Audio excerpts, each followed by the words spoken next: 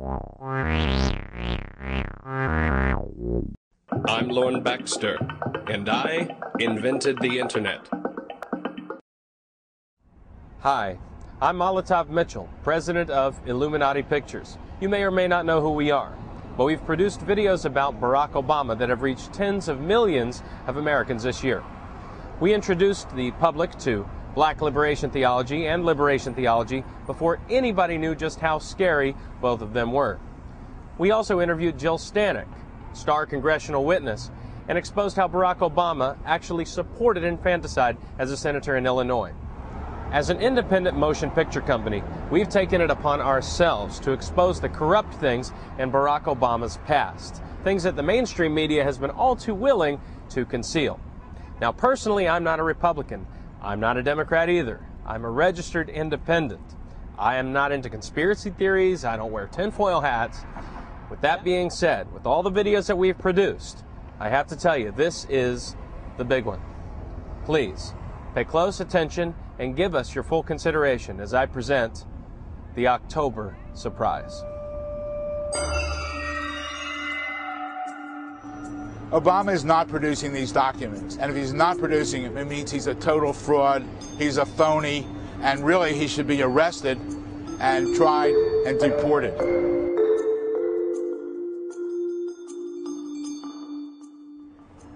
This is Independence Hall here in Philadelphia, where the Declaration of Independence and U.S. Constitution were created. I am doing this case for one purpose, to make sure that our United States Constitution, the most important document in our country, is followed, whereas Barack Obama is trying to destroy it. I am Philip J. Berg. I'm an attorney, former Deputy Attorney General of Pennsylvania. I've been a lifelong Democrat, 31 years as a committee person. I was chairman of the Democratic Party in Montgomery County, Pennsylvania, a member of Democratic State Committee for 8 years, a candidate on the Democratic ticket throughout Pennsylvania for the office of Governor and United States Senate. I've been practicing law for 37 years. I'm licensed to practice throughout the Commonwealth of Pennsylvania, including the Supreme Court, and also the federal court system, which is the Eastern District of Pennsylvania, the Third Circuit Court of Appeals, and licensed to practice before the United States Supreme Court.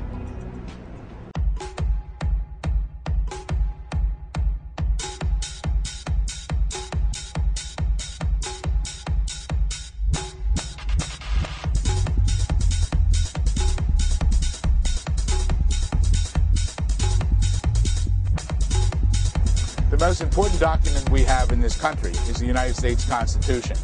The United States Constitution provides a provision for a candidate running for president that the person must be 35 years of age, live in this country for 14 years, and also be a natural-born citizen.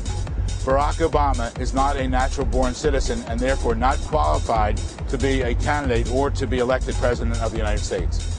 As a lifelong Democrat, I'm really dismayed that Obama will not produce records to prove me wrong. On the Obama campaign website, the certification of live birth has also been placed on factcheck.org, which supposedly checks out documents to make sure they're correct.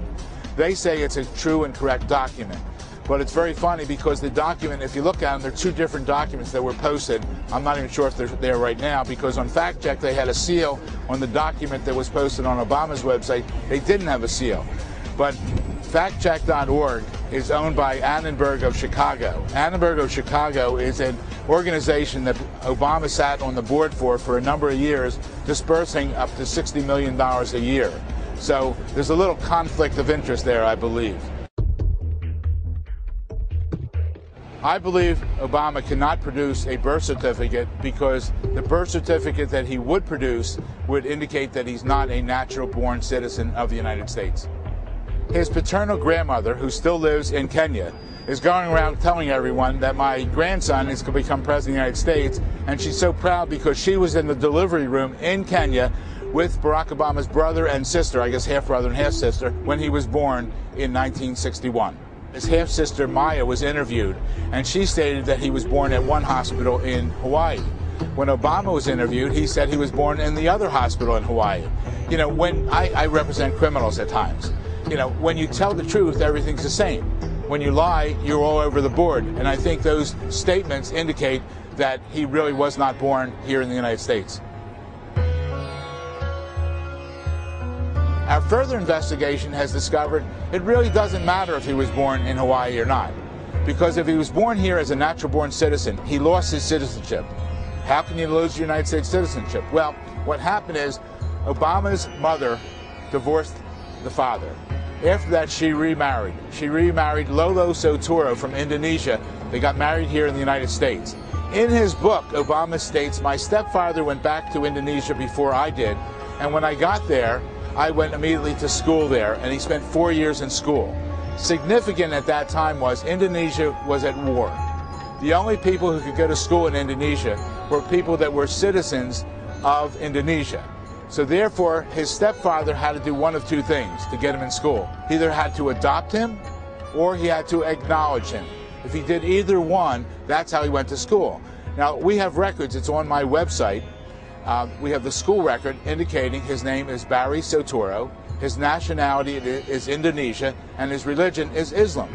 That's how he went to school there. Indonesia at that time did not provide for dual citizenships, so he was now a citizen of Indonesia. The only thing he could have done at that time when he came back, he could have gone through immigration to come back to the United States. We don't believe he did that.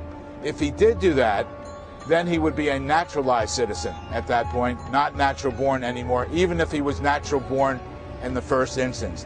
Therefore, a naturalized citizen is not natural born, cannot be president of the United States. Not only is Obama trying to dismiss this case under legal technicalities, which are proper, but also it's an outrage that the Democratic National Committee has joined in with Obama in these motions. Why is it an outrage? Because the Democratic National Committee has a different role. I believe they have a role to all Democrats in this country and all citizens of this country to make sure that they put forth qualified candidates. And when this lawsuit was filed, if they didn't know about it before, they knew about it when they were served, and I feel they had an obligation to go to Obama and say, produce credentials to us. And if you can't produce them to us, they should have taken their next step, and that is remove them from the ballot, and they could substitute a candidate for president. So to join together with Obama to hide from the public facts which should be presented is a disgrace. On the flip side, we have John McCain, who's running for president, and when someone questioned where he was born, because he was born in Panama, his parents were both United States citizens, his father was in the military, but what did he do? He immediately released his birth certificate, he immediately released his medical records. He said, whatever you want, I'll give it to you, and he did right away.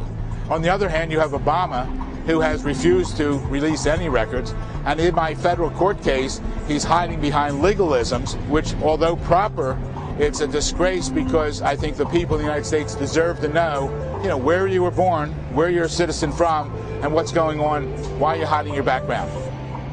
It's actually a disgrace to all the voters, all the citizens of our country, but more important, to the over 18 million people that have voted for Obama, and to the people in this country who contributed more than $425 million to Obama. That's the bigger disgrace, and Obama owes them a huge explanation. Obama can ignore this only so long. There's a motion to dismiss before the court. If the court grants the Obama and DNC motion and states that I don't have standing to bring this action, I'm stopped, but only short-lived, because I would appeal that to either the Third Circuit or the U.S. Supreme Court, depending on the timing.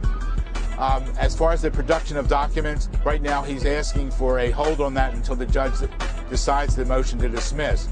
The judge does not have to decide a motion to dismiss until the case goes actually to trial, but can order discovery.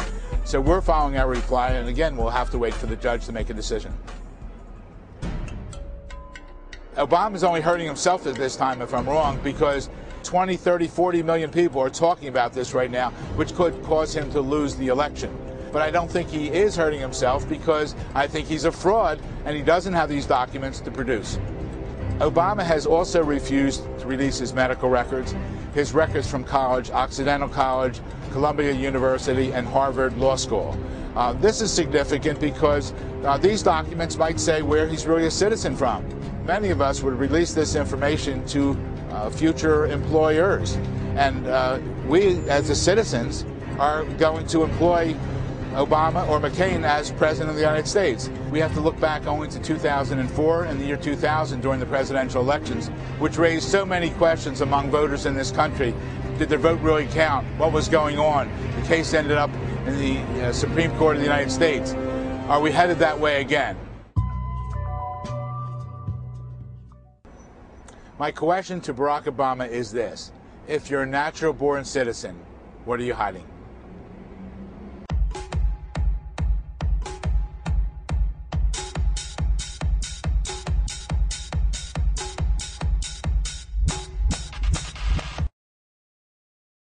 I'm Lorne Baxter, and I invented the Internet.